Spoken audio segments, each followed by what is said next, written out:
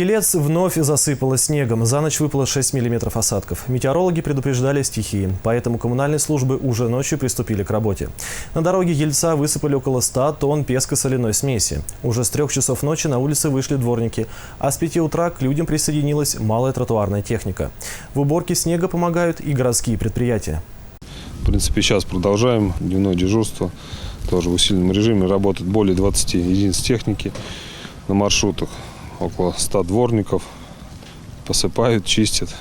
Но с трудом справляемся. В принципе, основные магистрали поддерживаем для того, чтобы бесперебойно транспорт передвигался, автобусные маршруты находились в хорошем состоянии.